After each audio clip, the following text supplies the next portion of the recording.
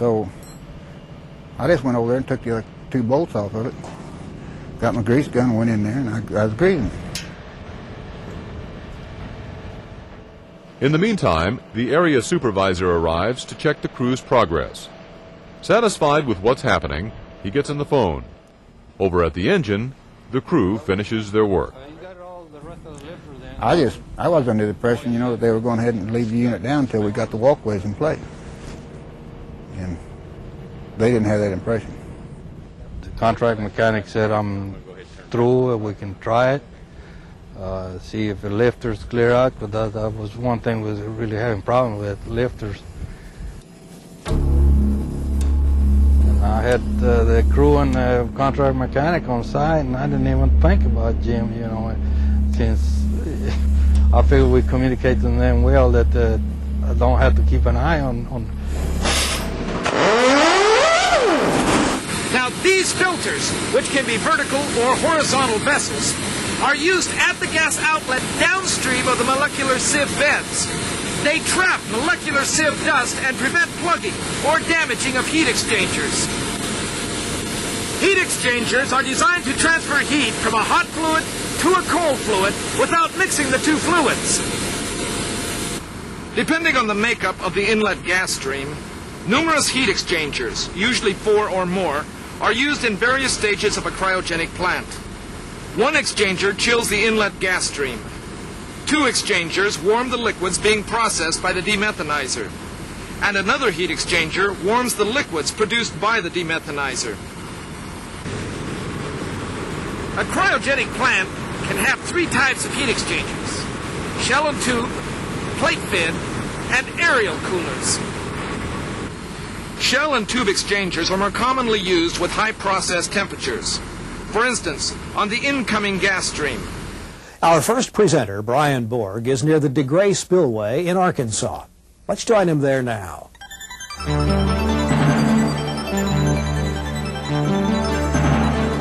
Modern geology is based on the theory that the present is the key to the past. In other words, the processes changing and acting upon the Earth today, such as erosion caused by wind and water, are the same forces which changed and acted upon the Earth in the past. The petroleum geologist uses the knowledge of these forces to reconstruct the geologic history of an area.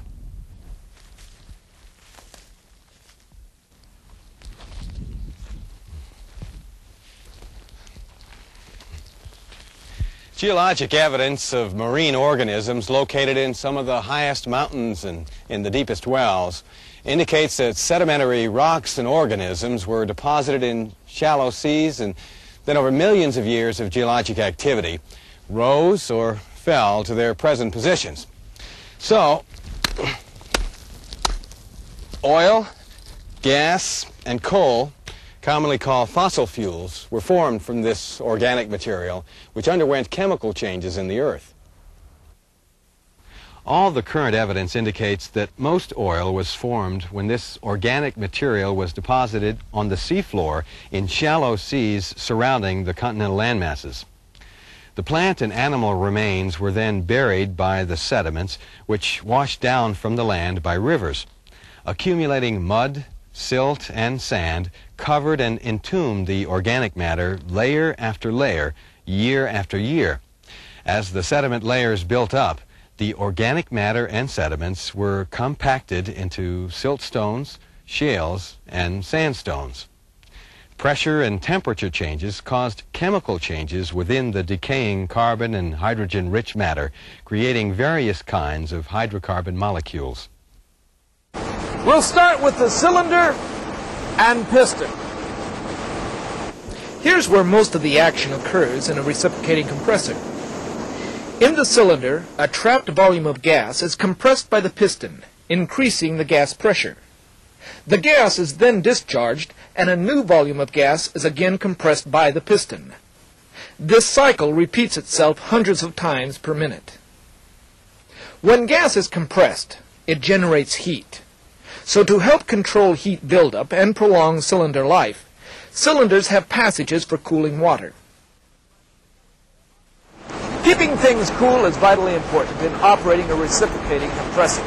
because excessive heat buildup can damage equipment, resulting in lost revenue and costly repairs. So, in addition to cooling passages, most compressors have lubricant added in the cylinder walls to reduce wear from the friction generated by the back and forth motion of the piston. In the early days of drilling for oil and gas, common logic held that if the Kelly and first stand of pipe were kept straight when starting the borehole, the well would continue downward in a vertical path.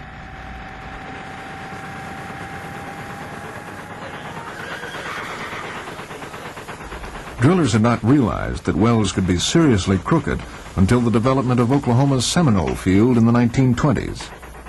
Suspicions arose when some wells required considerably more casing to complete than others. Finally, when two offset wells being drilled simultaneously actually collided subsurface, it was painfully realized that severely crooked holes were possible. Soon after this, deviation controls and contractual specifications regarding allowable deviations were discussed and written down.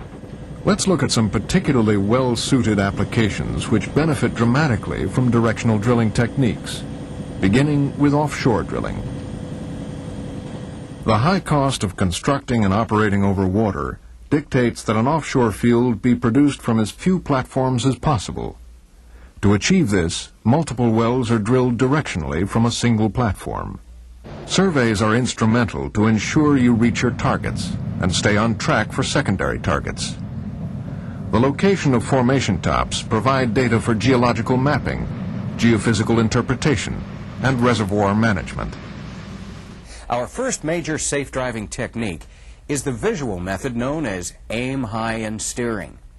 That means looking down the road at an imaginary target and driving at that target.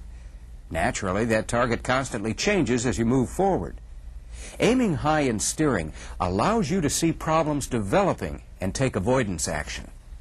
The aim high and steering principle breaks your field of vision into 3 zones. The area 4 to 6 seconds in front of you is known as the action zone. As its name suggests, the action zone is the area through which you are maneuvering your vehicle. This is where you have the greatest potential for danger because your reaction time is so reduced. The seeing zone is 12 to 15 seconds down the road. Now here's where you'll spot and identify immediate upcoming situations that may require action from you. I told the other welder, I said, Eddie, I said, I smell gas, but, you know, when you're talking underneath your hood, you know, you can understand, you know. So, you know, we went and go ahead and make her finish our well. And we stood up, nothing happened. So at the time, you know, I mean, it could be, you know, I thought it could be the ground or, you know, stuff like that. And then we was going to make a 2-inch cut to make the last in. So we went away and struck an arc to the bevel machine or the torch.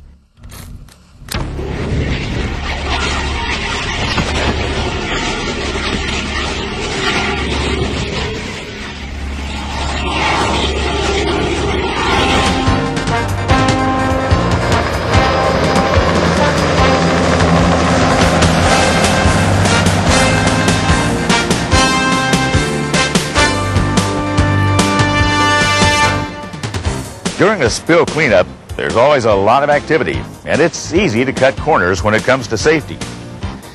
But safety on the spill site is very important. We're committed to maintaining safe working environments and protecting the public. While you're on the job, constantly think of ways you can work more safely. The possession of alcohol, illegal drugs, weapons, or explosives threatens the safety and health of everyone in the area. Therefore, using, possessing, or being under the influence of intoxicants or illegal drugs while on the company's premises in a spill control area or while conducting company business is strictly forbidden. And possessing deadly weapons or explosives on company premises in a spill control area or while conducting company business is also strictly forbidden.